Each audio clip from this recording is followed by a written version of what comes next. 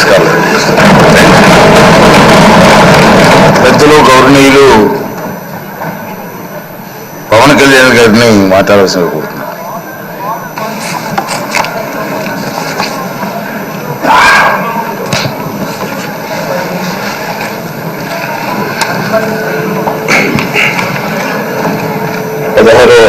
శాసనసభకి ఏకగ్రీవంగా ఎన్నికైన సభాపతి శ్రీ చింతకాయల ఐదు పాత్ర గారికి హృదయపూర్వక నమస్కారాలు, మీ శుభాకాంక్షలు. ఇది మొదటిసారి అసెంబ్లీలోకి అడుగు పెట్టడం.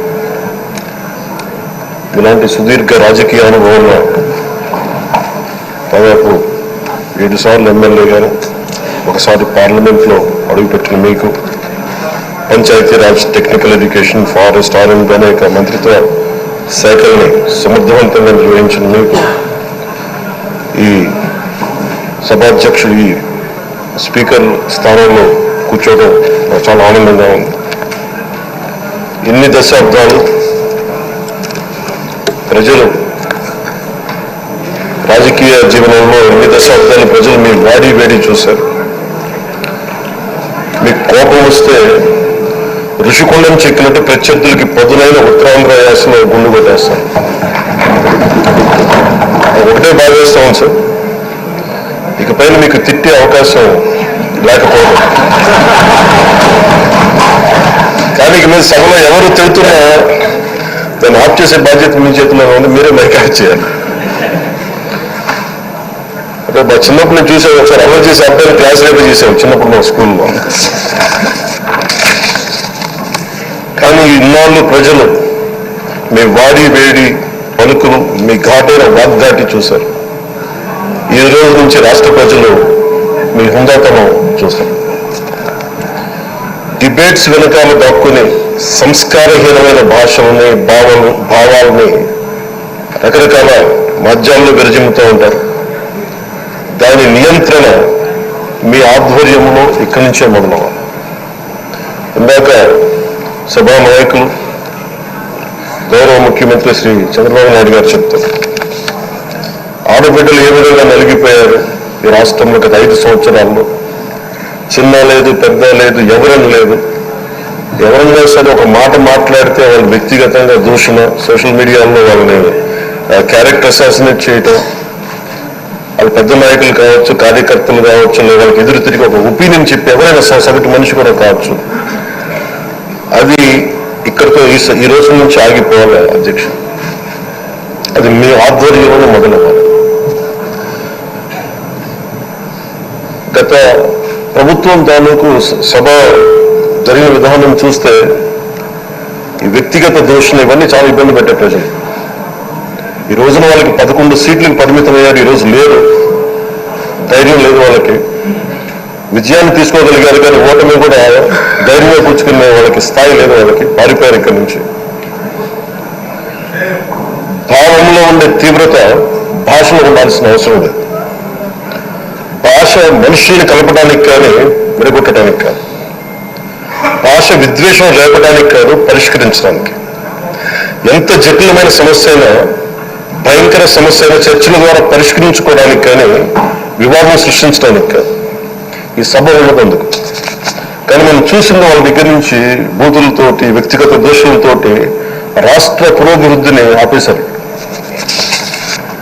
అలాంటి సభ కాకుండా వెళ్ళారు మన పెద్దలు శ్రీ గౌరవ ముఖ్యమంత్రి చంద్రబాబు గారు చెప్పినట్టుగా. ఇది భవిష్యత్తుకి ఇది ఒక ప్రమాణిక, ఒక ప్రమాణం అవ్వాలి. 2047 వరకు ఇంత అద్భుతమైన స్థానంలో మనకి ఆంధ్రప్రదేశ్ తెలుగు జాతి అత్యున్నత ఉన్నత స్థాయికి వెళ్ళాలంటే ఈ రోజు మనం వేసే ప్రతి అడుగు అది భవిష్యత్ తరాలకు ఒక నిర్దేశక, ఒక టచ్ స్టోన్ గా ఉండిపోయింది, గిట్ రాయిగా ఉండిపోయింది. ఈ రోజు నీ సభలో ఉన్న గౌరవ సభ్యులందరూ చట్టాలు చేయడానికి ఉన్నారు, చట్టాలు ఉల్లంఘించడానికి కాదు. విభేదించడం అంటే ద్వేషించడం కాదు, వాదించడం అంటే కొట్టుకోవడం కాదు.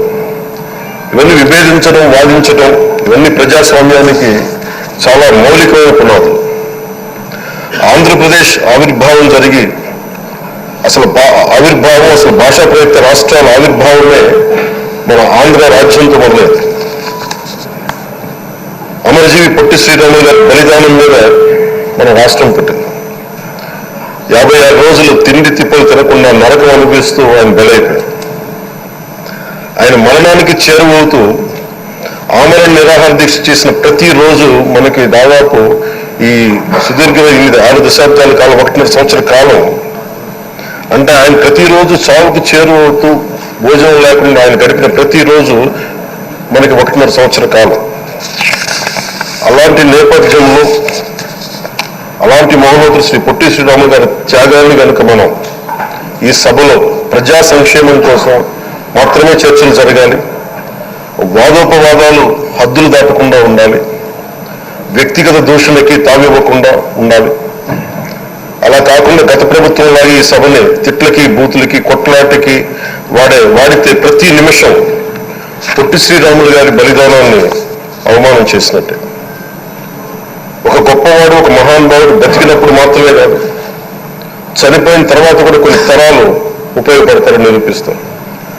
అలాంటి కోవకు చెందిన మహానుభావులు, ఆంధ్ర రాష్ట్ర సృష్టికర్త, భాషా ప్రయుక్త రాష్ట్రాలకు శ్రీకారం చుట్టిన ద్రష్ట, అమరజీవి శ్రీ పొట్టి శ్రీరాములు గారి స్మృతిలో ఒక విలువలతో కూడిన ఒక సత్సాంప్రదాయాన్ని తెరలేపుతూ మీ ఆధ్వర్యంలో ఈ సభ జరగాలని, ఈ 5 ఏళ్ల ప్రజా ప్రస్థానంలో ఈ విలువైన 5 ఏళ్లు రాబోయే తరానికి గొప్ప భవిష్యత్తునిచ్చేలా, అన్నం పెట్టే రైతుకి, కౌలు చేసుకునే రైతుకి, రైతు కూలీకి అండగా ఉండేలా, మహిళలకి భద్రతతో పాటు ఉన్నత స్థాయికి ఎదిగేలా, ప్రభుత్వ ఉద్యోగులకి భద్రత కల్పించేలా, పశువు, పక్షి, ప్రకృతి, సర్వజనులందరికీ కూడా మతాలకి, ప్రాంతాలకి అతీతంగా సుభిక్షంగా అభివృద్ధి పదంలో ఆంధ్రప్రదేశ్, ఆంధ్ర రాజ్యం అద్భుతమైన ప్రగతి సాధించేలా ఈ చర్చలు సాగాలని కోరుకుంటూ, సభాపతి అయ్యన్న పాత్రుడి గారికి